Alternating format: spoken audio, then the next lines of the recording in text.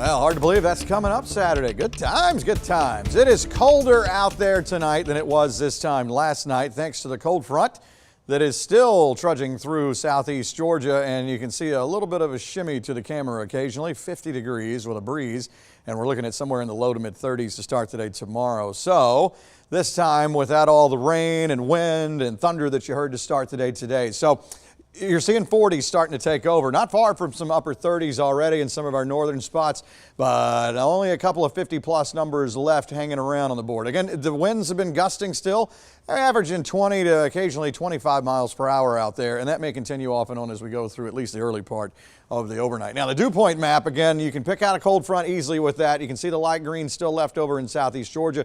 All the dry air continues to come down. Now, again, this is all from this morning.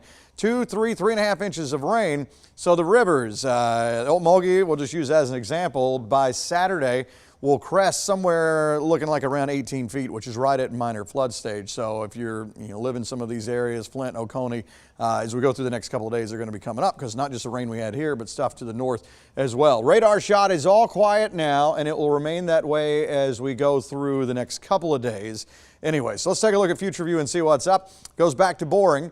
I'm not tracking anything for the next 48 hours or so, but once we start to get more into the weekend rain potential, let's call it that, we'll move back in for Saturday and Sunday. There's a look at Friday. If you have plans Friday night, whatever it is, let it rip. Everything's fine. This is Saturday afternoon. First half of the day is quiet, and it may be mainly quiet as we go through the weekend, but I do have a little 20% chance in just in case with some of this that'll be trying to hold together. I still want to see the models as we get a little bit closer. Long range stuff showing Saturday afternoon, maybe a sprinkle or two with a boundary moving through. Now, the Sunday, the same kind of thing, maybe some rain.